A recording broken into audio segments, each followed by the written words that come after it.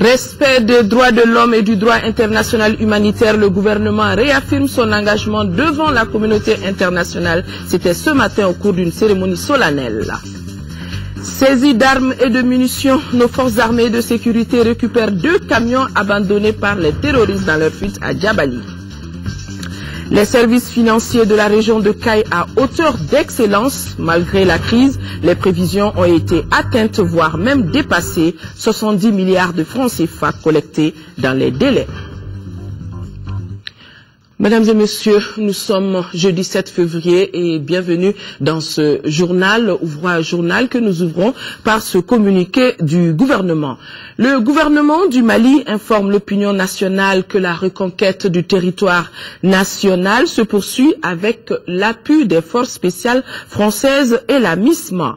La traque des groupes terroristes se poursuit également à travers les zones montagneuses dans la région de Kidal. Parallèlement, toutes les dispositions sont prises par les forces armées maliennes appuyées par la force Serval et la MISMA en vue de neutraliser tous les groupes armés de quelque bord qu'ils soient sur le territoire national. En rapport avec la force Serval et la MISMA, l'armée nationale prend toutes dispositions utiles pour sécuriser les populations malienne. Le gouvernement du Mali s'est compté sur la bonne compréhension et la coopération des populations. Une série d'audiences à la présidence de la République. Le président de la République par intérim, John Kounda Traoré, a successivement reçu en audience une délégation d'officiers supérieurs du Nigeria, du Burkina Faso. Ensuite, c'était l'ambassadeur du Nigeria qui a été aussi reçu par le président de la République. Au menu de ces audiences, la libération des régions du nord du Mali et le déploiement de la force MISMA. Compte rendu de Mahamadou Doumbia. Le président de la République par intérim, John Kounda Traoré, a reçu en audience plusieurs personnalités diplomatiques et militaires. La première délégation a été celle conduite par le général de division Séhou Abdou Kadir du Nigeria, qui avait à ses côtés le chef d'état-major général des armées du Mali et le représentant de la commission de la CEDEAO. Au menu de cette audience, les problèmes des régions du nord du Mali et l'arrivée des forces de la MISMA. Le président de la République nous a fait l'honneur de recevoir le commandant de la troupe de la MISMA, le général-major Abdou Kadir, qui est du Nigeria, comme vous le savez, et avec son adjoint, le général Garba, qui est du Niger. Pour l'instant, les choses se passent assez bien. Nous travaillons ensemble en parfaite coordination et avec le commandant des forces Serval. Chaque fois qu'il y a les planifications, les collègues tiennent compte de mes soucis. Et surtout, même ces déploiements qu'il vient de dire tout de suite au niveau de Banamba, donc pour les troupes nigérianes, et au niveau de Markala pour les troupes du Burkina Faso, et au niveau de Sévaré pour les troupes du Togo. Nous-mêmes, forces armées maliennes, qui leur avons demandé, il faut qu'ils mettent des troupes à ce point. Et chaque fois qu'il y a une mission à faire, que ce soit de jour comme de nuit, on planifie ensemble. Et en ce moment, tout ce qui se passe sur le terrain, nous sommes au courant, ensemble, au même moment. En deuxième lieu, c'est l'ambassadeur de la République fédérale du Nigeria qui a été reçu par le président de la République par intérim. Il était venu apporter son soutien indéfectible à notre pays. Le fait que les troupes de la CEDEAO viennent ici aider le Mali dans sa lutte, c'est comme venir aider un frère. Et ce qui touche à l'un d'entre nous, c'est comme ça touche à tout le monde. Et c'est le groupe qui se trouve au nord, principalement le Moujao, à cause même de la signification du mot même, donc à l'intention d'étendre son islam à travers toute la sous-région. Le Nigeria est déjà devenu une victime. Donc le Nigeria fait face au même problème que l'on voit ici actuellement au Mali. Donc l'intervention de la CEDEAO, c'est venir sauver un pays, bon, donc, et se sauver elle-même des dévastations qui peuvent survenir dans de pareilles situations. Ces audiences rappellent une fois de plus le souci constant des pays amis décidés à sortir de notre pays de ce bourbier imposé par les terroristes. De la présidence de la République, le diplomate nigérian s'est rendu à la primature où il a été également reçu par le Premier ministre à qui il a réaffirmé le soutien de son pays à travers la CEDEAO aux côtés des forces maliennes pour lutter contre les terroristes. À sa sortie d'audience, il est au micro de Mohamed Diarra.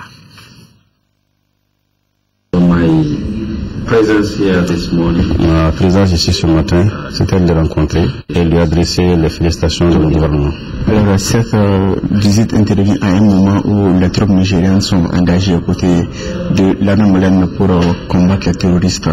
Alors, quelle appréciation vous faites de cette intervention ici au Mali? Le Nigeria et le Mali, nous sommes des frères et des sœurs. Nous sommes tous membres de la CEDEAO, nous sommes membres également du mouvement des non-alignés, nous sommes tous membres de l'Organisation des Nations Unies et bien d'autres organisations. Étant membres de la CEDEAO, nous avons besoin de stabilité dans la région. La paix a été mise en danger au Mali, le Nigeria est également affecté. Donc nous avons décidé d'apporter nos contributions. Les troupes nigériennes sont là également pour aider à préserver la paix au Mali et dans la région. En assurant la paix au Mali, on assure également la paix au Nigeria. Alors ce que nous faisons, c'est le soutien de l'Afrique, particulièrement de la CEDEAO qui a toujours apporté au Mali. Et nous sommes décidés à réaliser cet objectif au Mali en collaboration avec les Maliens dans le cadre de la MISMA. Au Mali, c'est le Moujao, Ansaline et autres. Au Nigeria, c'est le Boko Haram. Donc c'est le même combat. Oui. C'est simplement que vous avez appelé la même chose, mais de différents noms. Qu'il s'agisse du Moujao, de Boko Haram, leur objectif c'est le même. C'est des gens qui ont porté atteinte à la paix. C'est pourquoi nous ne pouvons pas permettre à ces groupes-là de perpétrer leurs idéologies, leurs idées, où se trouvent les gens qui aiment la paix, partout où ils sont. Situation de guerre dans notre pays et c'est une guerre contre les terroristes. Dans ce combat, le gouvernement vient de réitérer de façon solennelle son engagement à respecter les droits de l'homme et le droit international humanitaire. Déclaration rendue publique ce matin par le ministre de l'économie, des finances et du budget représentant le Premier ministre. Ibrahima Traoré a suivi la cérémonie. Le gouvernement du Mali réaffirme son engagement à respecter les droits de l'homme et le droit international humanitaire. Le ministre de la Justice rassure qu'aucune infraction ne restera impunie. Pour faire face à la situation, la justice jouera pleinement son rôle, indique Malik Koulibaly. Le garde des Sceaux a saisi cette opportunité pour présenter les mesures prises par son département contre les actes d'atteinte aux droits de l'homme et contre l'impunité. 1. La saisine de la Cour pénale internationale. 2. La saisine de la Chambre criminelle de la Cour suprême. 3.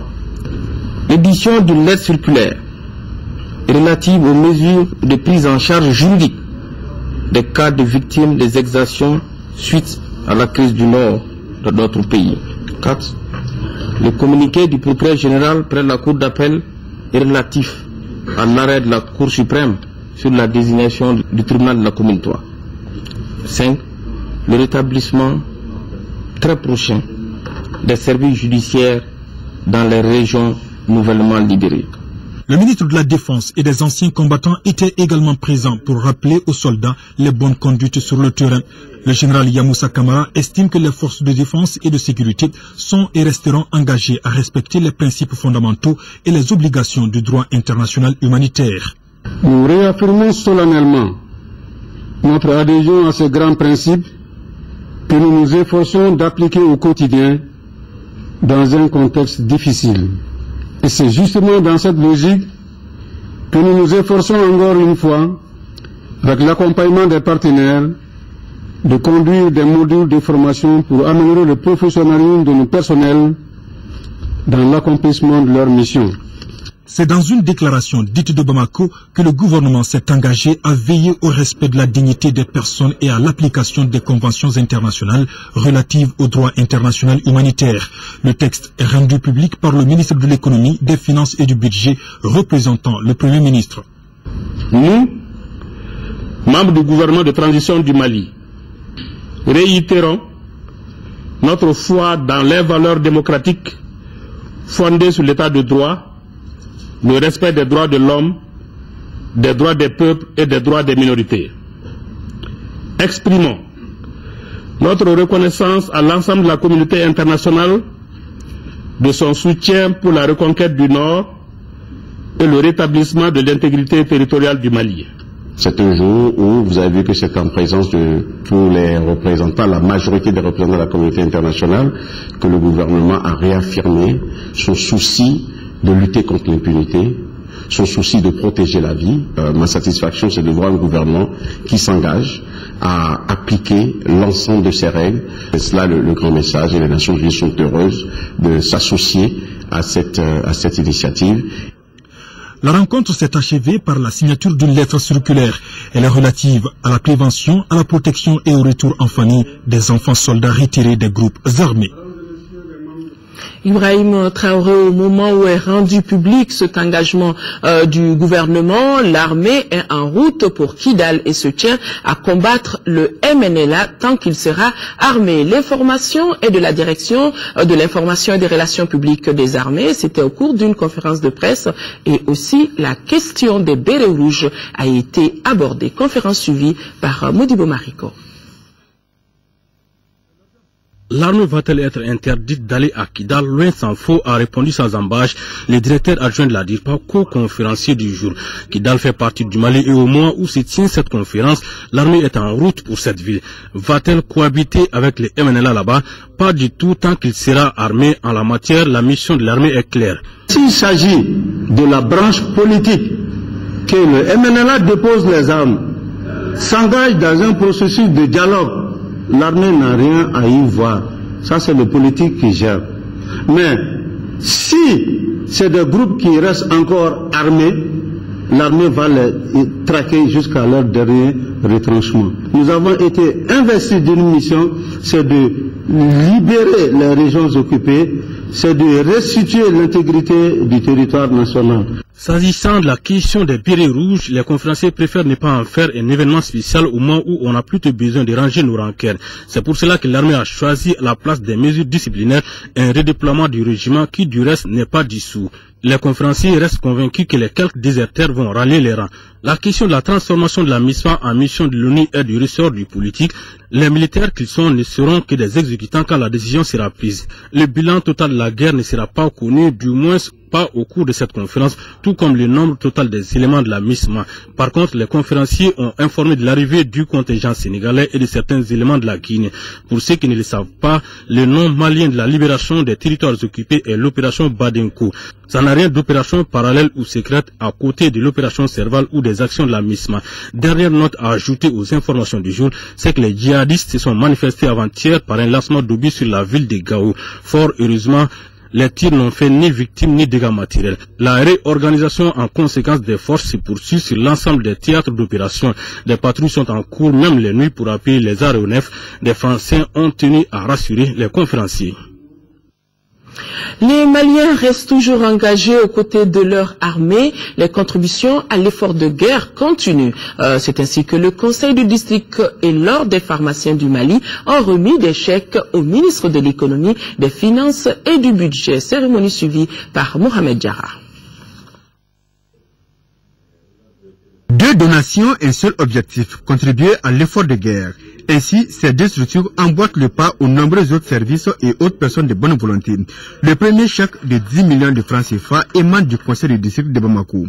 La mairie du district de Bamako, malgré toutes les difficultés qu'elle a, est une très engagée. Le conseil du district est très engagé pour les affaires de l'État et donc ils ont su, dans leurs difficultés, faire cette importante contribution. Le chèque de 15 millions de francs CFA remis au ministre de l'économie, des finances et du budget rallonge la liste des donations de l'ordre des pharmaciens du Mali. Cette organisation avait remis 4 millions de francs CFA comme aide aux déplacés. Le présent chèque est la contribution des pharmaciens de Kay, Sikasso et Bamako. Au point de vue valeur symbolique, toutes les contributions se valent parce qu'il s'agit de l'engagement de tous par rapport à la lutte pour la dignité, pour la retrouvaille de la dignité de notre pays. Parce que c'est vraiment la dignité de notre pays qui a été bafouée par l'occupation qui a été faite par les narcotrafiquants et autres terroristes. Ces deux chèques, selon le ministre des Finances, complète à 1,54 milliard de francs CFA comme appui à l'armée malienne pour la reconquête des territoires occupés à la date du 6 février 2013.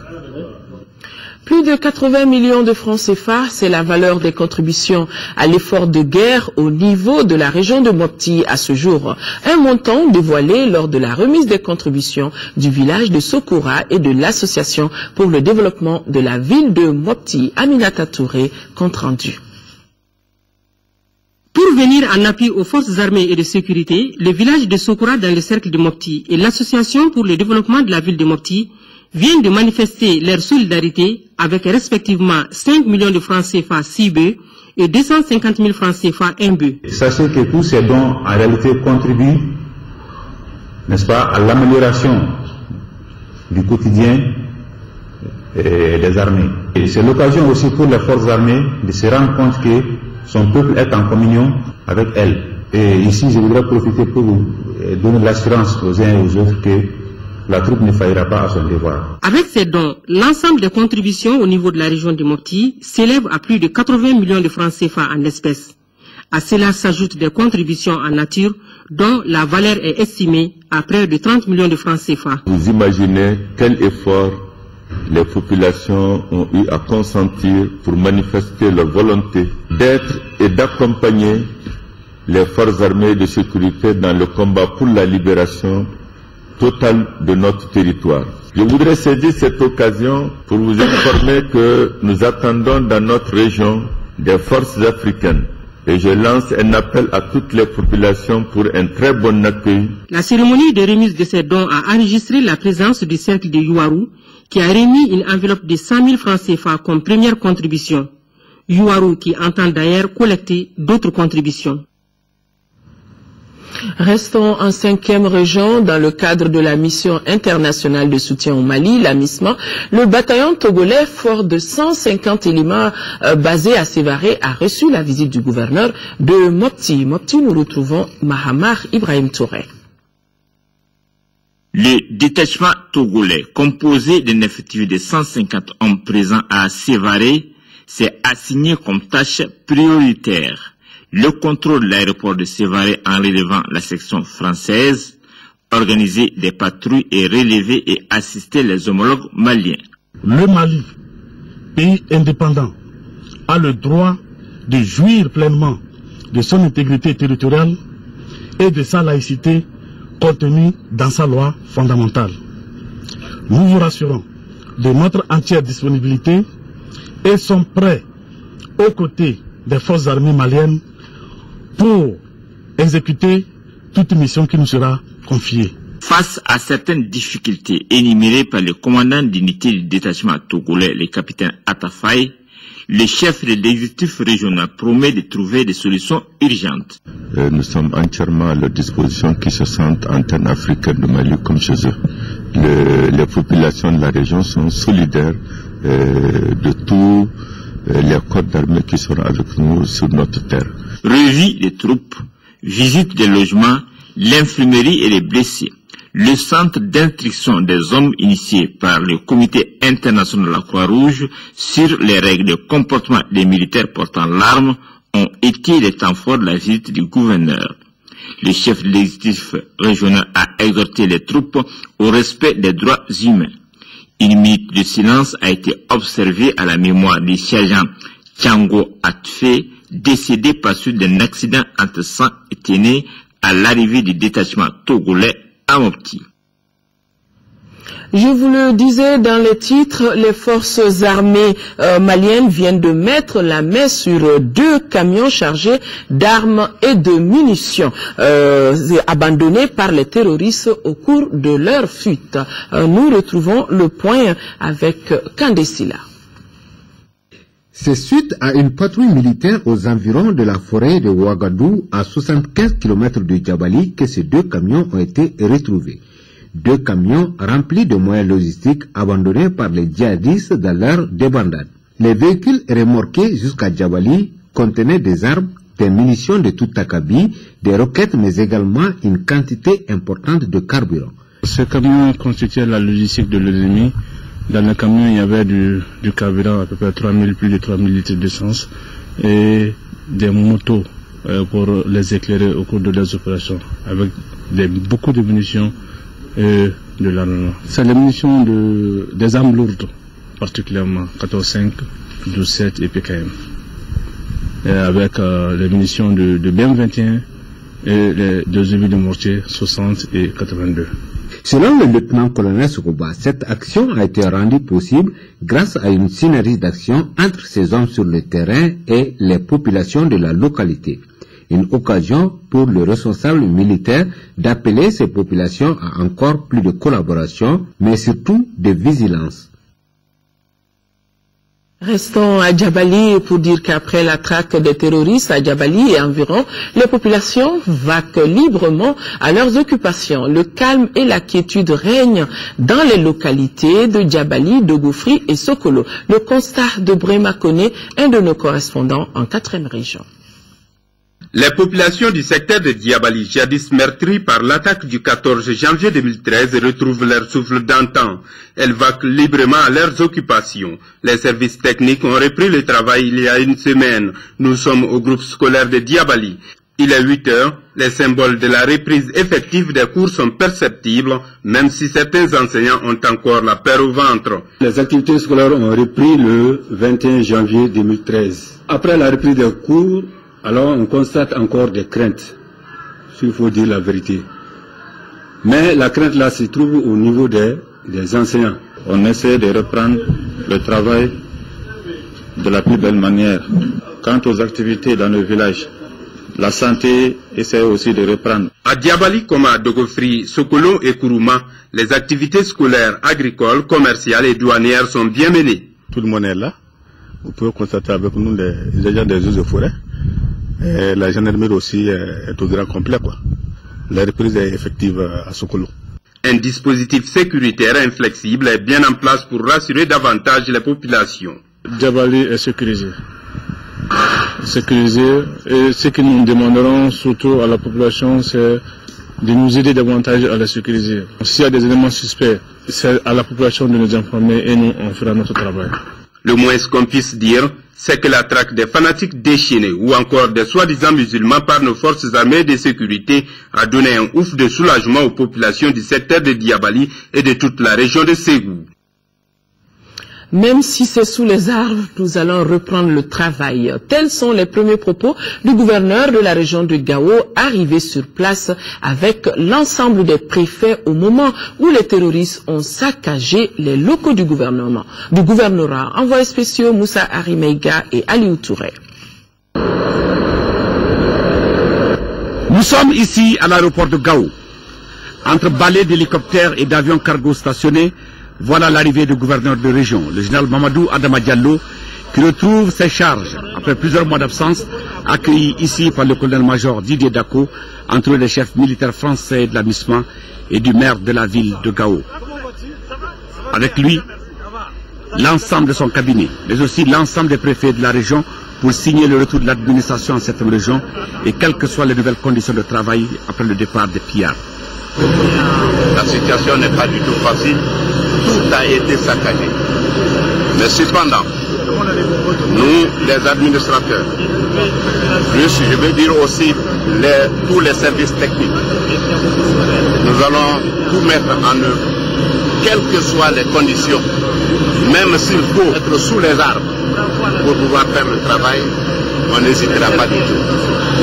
Toutes les dispositions seront prises immédiatement pour que l'ensemble des services techniques soient à Gao, pour que l'ensemble des administrateurs de la région puissent se retrouver à Gao et voir comment est-ce qu'il faut administrer.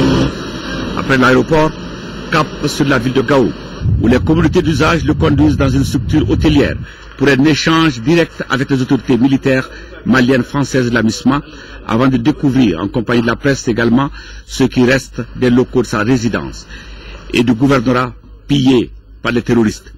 Une visite guidée qui atteste des ruines laissées par les terroristes dans un vandalisme hors pair qui les honore. Même si ce n'est pas ton pays et que tu sois en mesure de faire ça à une autre personne, je pense que c'est désolant. C'était la résidence. Vous voyez? On est content d'être libre. Eh oui. L'actualité sur un tout autre plan, nous revenons ici à Bamako où le centre Al-Farouk abrite depuis ce matin une session de restitution des travaux de la conférence des oulémas du Mali, l'application de la charia et des recommandations. La session a été initiée par le Haut Conseil islamique. Garibou Pérou. La commission scientifique mise en place par le Haut Conseil islamique du Mali a soumis un document édifiant de 6 pages sur l'application de la charia. L'élaboration de ce document fait suite à l'agression de notre pays par les terroristes sous le couvert de l'islam. Il ressort de ce document que les abus et sauvageries commis par les prétendus religieux portent d'ailleurs atteinte à la dignité des musulmans et suit du coup l'image de l'islam qui est avant tout une religion de tolérance. Nous avons voulu appeler tous les éléments du Mali pour que nous partagions d'abord nos points de vue et harmoniser la position du Mali pour que les gens sachent que ce que ces gens-là ont prôné n'est pas la djihad ni la charia comme l'a prôné l'islam. Un groupe de personnes ne peut pas se permettre de dire qu'ils vont appliquer la charia sur les autres. Le cours des événements a montré que la cause des occupants du Nord, MNLA, Ansardine, Moujao et Akmi, est beaucoup plus terroriste que religieuse. Avec le déclenchement de la guerre, cette session de restitution des travaux de la conférence a réuni une centaine d'oulémas du Mali. Le document recommande au Haut Conseil islamique des prières et des bénédictions pour une solution définitive à cette crise. Aux autorités du Mali, les recommandations font une mise en valeur de nos cultures et de nos civilisations. À Ansardine et à ses alliés intérieurs et extérieurs, il est recommandé que l'utilisation des armes contre des musulmans dans les régions nord de notre pays n'est pas la bonne manière pour servir Dieu. Au contraire, cette manière fait partie des interdictions connues de l'islam. À l'issue de la rencontre, le Haut Conseil islamique projette d'initier des rencontres nationales et internationales pour expliquer au monde tous les paradoxes de ces actes terroristes et de leurs auteurs.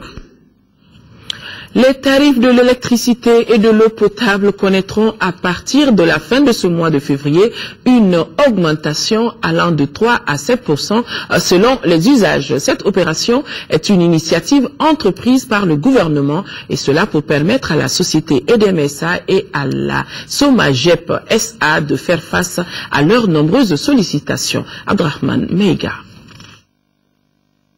C'est désormais chose faite. Les factures d'eau et d'électricité connaîtront à partir de la fin du mois de février une augmentation des prix allant de 3 à 7% selon les usages. Cette augmentation est le fruit de plusieurs démarches entreprises par les responsables de ces deux structures. Elles font suite aux difficultés que traverse la société EDMSA en matière de trésorerie et de satisfaction des besoins de plus en plus croissants des consommateurs. Cette opération, selon la Commission de régulation de l'électricité et de l'eau potable, permettra dans une mesure raisonnable de renforcer les capacités de production et de distribution de l'électricité et de l'eau potable. Pour un abonnement de 5 ampères, la première tranche de ce tarif social qui va de 0 à 50 kWh ne connaît pas d'ajustement. Pour la deuxième tranche de cette catégorie d'abonnement, c'est-à-dire de 51 à 100 kWh, le tarif varie de 3%. Pour un abonnement souscrit supérieur ou égal à 10 ampères, la première tranche, qui va de 0 à 200 kWh, augmente d'environ 3%. La deuxième tranche du tarif normal augmente d'environ 5%. Pour ce qui concerne les tarifs industriels, ainsi que le tarif éclairage public, l'ajustement appliqué est de l'ordre de 7%. Si pour le secteur de l'électricité, cette augmentation concerne les prix, par contre au niveau de l'eau potable, les tarifs restent inchangés. Seule la plage de la tranche sociale est ramenée à 10 mètres cubes au lieu de 20 mètres cubes par mois. À travers cette augmentation, la Commission de régulation de l'électricité et de l'eau potable ambitionne de contribuer au rétablissement de l'équilibre d'exploitation des opérateurs de ces deux secteurs. Pour une application correcte de la présente décision qui a pris effet depuis le 1er février 2013, vos factures d'eau et d'électricité connaîtront un léger retard d'un mois. Cependant, il faut certes bien gérer les ressources en eau afin d'éviter d'éventuelles surprises. Blue Star, c'est le nom du projet qui vient d'être lancé dans la commune rurale de Moribabougou. C'est dans le cercle de Kati. À travers Blue Star, les responsables du projet veulent apporter leur contribution dans l'amélioration du taux de prévalence contraceptive moderne dans notre pays. Compte rendu Adama Kodjo. Comment atteindre un taux de prévalence contraceptive de 20% d'ici 2015? C'est la question qui préoccupe le projet Blue Star qui vient d'être lancé au centre de santé communautaire de Moribabougou. À travers ce projet, 100 centres de santé communautaires et privés seront renforcés par des formations, des équipements et accompagnés par un suivi pour améliorer l'accès à des services de qualité en planning familial et de counseling, dépistage volontaire du VIH. Dans la région de Koulikoro et de Mopti. Il est vrai que la planification familiale rencontre de nos jours beaucoup d'obstacles. Mais je puis vous assurer du changement positif de comportement des populations de notre aire de santé depuis de multiples campagnes de sensibilisation entreprises. Selon l'enquête démographique et de santé réalisée en 2006 au Mali, le taux de prévalence contraceptive moderne est de 6,9%, un faible taux interpellateur. La planification familiale est une arme essentielle dans la réduction de la mortalité et de la morbidité maternelle, néonatale et infantile, mais aussi en matière de lutte contre la pauvreté. D'où tout l'espoir que nous fondons sur ce réseau pour améliorer les indicateurs de santé maternelle et infantile d'une part, et d'autre part pour contribuer à l'épanouissement de la femme. Blue Star est une marque de Marie Stop International, le deuxième grand réseau mondial de franchise sociale. Les réseaux d'origine britannique à but non lucratif existent déjà dans 17 pays. Les directions régionales du budget et du contrôle financier de CAI se logent dans du neuf. Le bâtiment a été inauguré par le ministre délégué auprès du ministre de l'économie et des finances et du budget. 278 millions de francs CFA. C'est le coût de réalisation des travaux. Kansoutou Kanouté depuis CAI. Les nouveaux locaux de la direction régionale du budget et du contrôle financier de CAI, qui ont coûté au total plus de 278 millions de francs CFA, viennent d'être inaugurés par le ministre délégué auprès du ministre de l'économie, des finances et du budget. Cette cérémonie d'inauguration, d'une importance capitale, intervient dans un contexte particulier, marqué par la reconquête des territoires du nord de notre pays, pour laquelle tout le pays est mobilisé.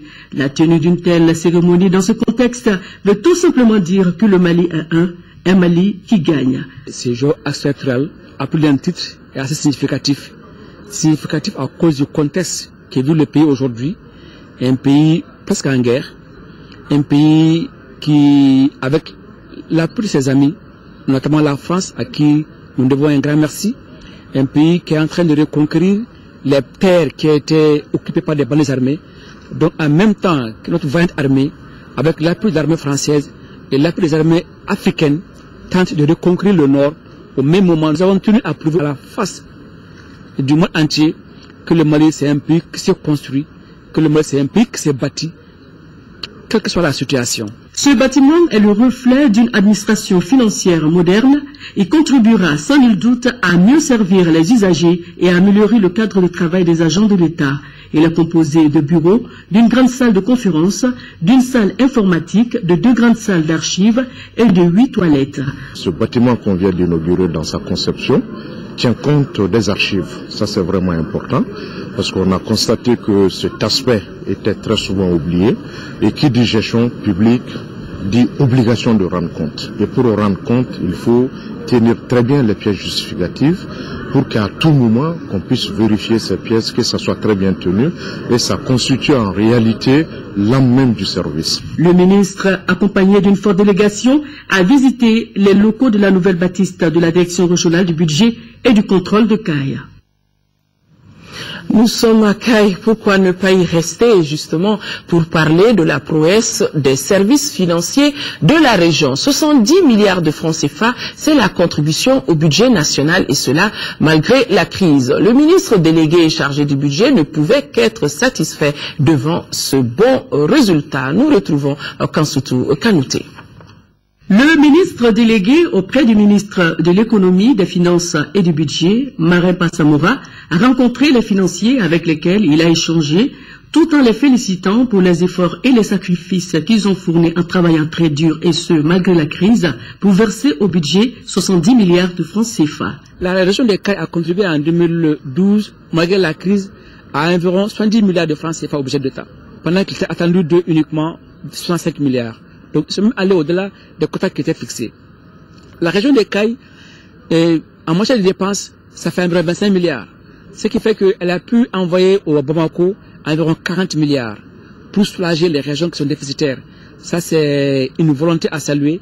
Ça, c'est un résultat qui est à féliciter. Mais aussi, nous les invitons à encore plus d'efforts pour que l'année prochaine, au lieu de 70 milliards, pourquoi pas à 140 milliards. Le ministre, accompagné d'une forte délégation, a visité les directions régionales du Trésor, des impôts, de la douane et des marchés publics. Tous ces services financiers ont mis à profit cette visite du ministre pour évoquer leurs difficultés.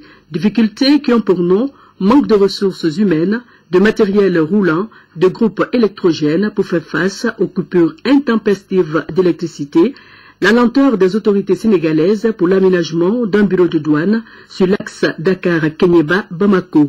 La partie malienne a déjà eu un financement à hauteur de 500 millions de francs CFA pour l'aménagement de ce bureau de douane. Le ministre Marempa Samora a pris bonne note de ces doléances tout en exhortant les services à s'investir pour obtenir des résultats meilleurs à ceux de 2012. Le ministre de l'Environnement et de l'Assainissement, lui, est en 3e région. Le ministre Ousmane Agrissa a présidé la réunion annuelle de programmation des activités 2013 de la Direction nationale des eaux et forêts et visité des champs de certains paysans qui se sont investis dans l'agroforesterie. Idrissa Ngoulou Sissoko. La tenue de cette réunion annuelle de programmation des activités 2013 de la Direction nationale des eaux et forêts procède de la volonté du département de tutelle de mettre l'accent sur l'importance stratégique de la région de Sikasso dans la lutte contre la désertification et les changements climatiques. Au cours des travaux, les responsables des eaux et forêts examineront plusieurs documents, entre autres l'état de la mise en œuvre des recommandations de 2012, le programme d'activité 2013, le bilan de la campagne de reboisement 2012 et le programme quinquennal d'aménagement des forêts 2013-2017.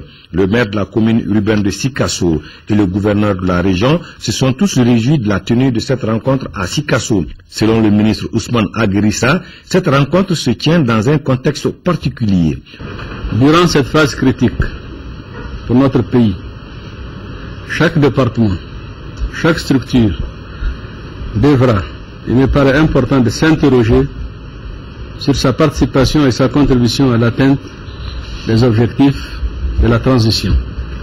De même, dans un esprit d'anticipation, j'ai également, à travers le document intitulé « Ligne directrice de l'action du ministère de l'Environnement et de l'Assainissement pendant la transition », demandé aux différentes structures du département d'élaborer le contenu des actions post-transition qui auront pour objectif essentiel de consolider les acquis et de dynamiser la gestion de l'environnement, en particulier dans les zones libérées. Le ministère a rendu dans 3 champs de paysans qui se sont investis dans l'agroforesterie. Alassane Kone est jeune diplômé en gestion de l'université Cheikh Anta Diop de Dakar. Il exploite 10 hectares en arboriculture et maraîchage. M. Djamoutene exploite 1 hectare. À ce dernier, le ministre a promis une charrette et une charrue. Le groupement des leaders spirituels musulmans du Mali a organisé ce matin une conférence de presse à son siège à l'hippodrome. La rencontre a été initiée pour faire le point de la commémoration du Maouloud Moussa Fani. À travers cette conférence de presse, le groupement des leaders spirituels musulmans du Mali a voulu informer l'opinion nationale et internationale sur la commémoration du Maouloud. Cette année, l'événement a été célébré dans les mosquées ou autres lieux de culte, compte tenu de l'état d'urgence en vigueur. Les responsables du groupement ont remercié les uns et les autres pour le respect de cette mesure. Le regroupement a été mandaté par l'État malien pour informer la population de ce que nous devons faire cette année par rapport à l'organisation du Maouloud, à savoir que les lieux publics, on ne doit pas organiser le Maouloud dans les lieux publics. s'est contenté seulement de l'organiser dans les différentes mosquées, ce qui a été fait. Donc c'est l'occasion pour nous de remercier les organisateurs du Mawlud. Le groupement a invité tous les Maliens à la retenue afin d'éviter tout acte de vengeance. Nous, en tant que religieux, nous lançons un appel à l'ensemble de la population à la retenue, au calme et à la retenue, pour qu'il n'y ait pas aussi d'exaction, qu'on fait confiance à la justice malienne et à la justice internationale pour sanctionner ceux qui ont commis des exactions. On ne va pas accepter une amnistie contre les gens qui ont commis des fautes graves à l'endroit du peuple malien. Donc il faut vraiment rendre justice pour qu'il y ait une réconciliation nationale entre l'ensemble des enfants de ces pays-là. Les organisateurs ont également invité tous les Maliens, quelle que soit leur confession religieuse, à coopérer avec les forces armées et de sécurité dans la lutte contre les bandits armés et le terrorisme. Nouvelle sportive, Afrique du Sud 2013, la nouvelle est tombée. L'arbitre du match Ghana-Burkina Faso suspendu, très critiqué à l'issue de la rencontre remportée par le Burkina Faso contre le Ghana, comptant pour les demi-finales de la CAN. L'arbitre tunisien a été donc suspendu par la CAF aujourd'hui, jeudi. La CAF n'est pas heureuse de l'arbitrage du match, a expliqué le secrétaire général. On rappelle que le Burkina a fait appel de l'annulation du carton rouge arbitraire d'un des piliers de l'équipe. Selon la CAF, seul un rapport où l'arbitre reconnaît sa faute pourrait annuler la suspension du joueur du stade rennais. Avec plus de 12 millions de cas diagnostiqués chaque année, le cancer constitue une cause majeure de mortalité à travers le monde. Les cas de cancer se rencontrent de plus en plus sous nos cieux et fort heureusement, il existe sur place d'une prise en charge de cette pathologie dans nos hôpitaux. Qu'est-ce que c'est que le cancer? Comment le prévenir ou le guérir? Et quelle prise en charge au Mali? La réponse après ce journal dans l'interview de la semaine. Yaya Konaté reçoit le professeur Sadio Yena, chirurgien à l'hôpital du Mali, membre fondateur du cercle médical contre le cancer. Autre rendez-vous important après ce journal, c'est la ligne du front. L'émission a comme invité ce soir l'honorable Assarid Ag Imbarkawan. Et la ligne du front est animée ce soir par Mohamed Touré. Et demain, l'information reprendra ses droits, 10h, 13h, Sira Bachili qui nous revient après quelques jours de vacances. Et quant à moi, je me ferai le plaisir d'être là à 20h pour la grande édition. Merci d'avoir suivi cette présente. Et l'information, vous pourrez la retrouver aussi sur notre site www.ortm.ml. Excellente nuit.